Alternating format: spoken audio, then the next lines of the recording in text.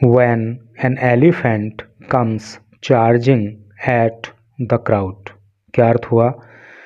When जब an elephant एक हाथी comes आता है charging हमला करने के लिए at the crowd भीड़ पर। क्या अर्थ हुआ कि जब एक हाथी भीड़ के ऊपर हमला करने के लिए दौड़ता है। तो मेरे दोस्तों, ये आर्टिकल बहुत खूबसूरत है और दो कहानियों के माध्यम से बहुत गहरी बात यहाँ पर समझाने की कोशिश की गई है। तो चलिए आगे पढ़ेंगे तो सारी चीज़ें फिर वहाँ पे क्लियर होंगी। How one looks at death depends upon his spiritual upliftment.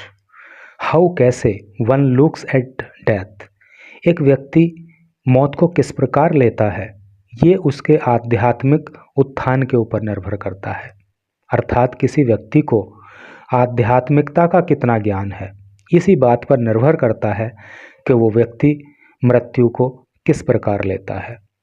There is an anecdote, एक छोटी सी कहानी है, in the Hindi writer Bhagwati चरण वर्मा's बुक, हिंदी के लेखक भगवती चरण वर्मा की किताब में एक छोटी सी कहानी है।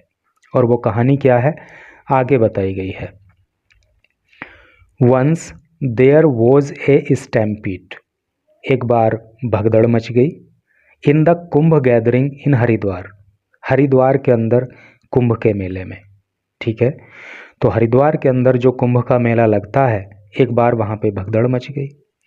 N elephant belonging to a group of sadhu, और साधुओं के ग्रुप का एक हाथी, अर्थात साधुओं का एक हाथी बेंट वर्सर्क, वर्सर्क का अर्थ होता है क्रोधित होना या उत्तेजित हो जाना। तो साधुओं का एक हाथी गुस्से में आ गया and started running towards the crowd, और उसने भीड़ की तरफ दौड़ना शुरू कर दिया। Seeing the elephant rushing towards them, अपनी ओर हाथी को दौड़ता हुआ देखकर people also started running to save their lives, लोगों ने भी अपनी जिंदगियों को बचाने के लिए दौड़ना शुरू कर दिया। The one who was ahead of everyone, एक वो व्यक्ति जो सबसे आगे दौड़ रहा था, वॉज ए लेपर, वो एक कुष्ठ रोगी था। इन एन एडवांस स्टेज, और कुष्ठ रोगी भी वो एडवांस स्टेज का था, यानी कि उसका अधिकांश शरीर जो था वो कुष्ठ रोग से बेकार हो चुका था। हुज साइट कुड हॉरिफाई अदर्स, वो इतना भयानक दिखता था कि उसको देखकर दूसरे लोग डर जाएं। In a tizzy an onlooker with a philosophical bent thinks to himself, एक ऑन लुकर, एक तमाशबीन, एक व्यक्ति जो ये सारा दृश्य देख रहा था, वो एक फिलोसॉफिकल बेंट में खुद से सोचता है, यानी कि वो स्वयं ही एक दार्शनिक की तरह सोचता है। What is in his life, कि उसके जीवन में क्या बचा है, फॉर विच, जिसके लिए he is running to save himself from the clutches of death, अर्थात इस लेपर की ज़िंदगी में, इस कुष्ठ रोगी की ज़िंदगी में क्या बचा है जिसके लिए ये मौत के पंजों से बचने के लिए इतना तेज़ दौड़ रहा है। ऐसा वो तमाशबीन सोचने लगा। The truism that dawned on me was, और इस घटना से जो सत्य मेरी समझ में आया वो ये था, दैट गिवन ए चॉइस, कि जब हमें चॉइस दी जाती है, मोस्ट ऑफ अस, तो हम में से अधिकांश, might not like to embrace death, मौत को गले लगाना पसंद नहीं करते। Even when life seems like a curse to us, curse का मतलब अभिशाप, जबकि हमें हमारा जीवन एक अभिशाप की तरह लगता है। कहने का मतलब यह है कि जब हम किसी दुख की स्थिति में होते हैं, परेशानी की स्थिति में होते हैं, तो हम सोचते हैं कि यार ऐसी ज़िंदगी से तो मौत भली, ऐसे जीवन से तो मौत आ जाए तो अच्छा है। इस तरह के विचार हमारे दिमाग में आते हैं, ऐसा हम सोचते हैं। लेकिन अगर वास्तव में कोई सिचुएशन ऐसी आ जाए जब मौत सामने खड़ी हो, तो अधिकांश लोग मौत को गले लगाना पसंद नहीं करते। कहने का मतलब ये है कि किसी की ज़िंदगी कैसी भी हो, उसके अंदर कितने भी कष्ट क्यों ना हो, हर व्यक्ति को अपनी ज़िंदगी से प्यार होता है। The second anecdote relates to a young fisherman. जो दूसरी कहानी है वो एक मछुआरे से जुड़ी हुई है। Who would daily go to particular spot on the sea shore to catch fish. जो रोज समुद्र के किनारे मछलियाँ पकड़ने के लिए जाया करता था। अर्थात दूसरी कहानी एक मछुआरे से जुड़ी है जो रोज समुद्र के किनारे मछलियाँ पकड़ने जाया करता था। ए वेल्दी पर्सन, एक अमीर आदमी, ड्यूरिंग हिज डेली वॉक, रोज घूमने जाया करता था। Would enjoy seeing him in action, और वो मछलियाँ पकड़ते हुए उस व्यक्ति को देखकर खुश हुआ करता था। यानी कि दो व्यक्ति थे, एक व्यक्ति मछली पकड़ने जाया करता था और एक अमीर आदमी सुबह सुबह टहलने जाया करता था, और वो उसको मछली पकड़ते हुए देखकर खुश हुआ करता था। वन डे, एक दिन, as the fisherman came to the shore, एक दिन जब वो मछुआरा समुद्र के किनारे पर आया, ही आस्क्ड हिम, तो उस अमीर आदमी ने उससे पूछा, आउट ऑफ क्यूरियोसिटी, यानी जिज्ञासा के चलते उस अमीर आदमी ने उस मछुआरे से पूछा, is your father also in the same profession, क्या तुम्हारे पिताजी भी इसी काम को करते हैं क्या? ऑफ कोर्स ही वॉज, हाँ वो इसी काम को क्या करते थे। But one big fish swallowed him, लेकिन एक बड़ी मछली ने उनको निगल लिया। When he ventured deep into the sea, जब वो समुद्र की गहराई में चले गए, यानी कि जब वो शिकार करते करते समुद्र की गहराई में चले गए तो एक बड़ी मछली ने उनको निगल लिया। ऐसा जो है उस मछुआरे ने उत्तर दिया। The wealthy man then asked, तब उस अमीर आदमी ने पूछा, what about your brother and uncle, तब तुम्हारे भाई और तुम्हारे जो अंकल हैं, तुम्हारे ताऊ चाचा हैं, वो क्या करते हैं? They were swept away by the high tides of the sea, tide का मतलब ज्वार भाटा या लहरें, वो इस समुद्र की तेज लहरों में बह गए। ऐसा उसने मछुआरे ने उत्तर दिया अपने भाइयों और अपने चाचा के बारे में पूछे जाने पर कि वो इस समुद्र के ज्वार भाटे में, वो इस समुद्र की तेज लहरों में बह गए। समवॉट परप्लेक्स्ड, परप्लेक्स का अर्थ होता है परेशान। अब ये जवाब सुनकर वो अमीर आदमी थोड़ा सा परेशान हुआ। वाई द फिशरमैन्स रिप्लाई, उस मछुआरे के जवाब से वो अमीर आदमी थोड़ा सा परेशान हुआ।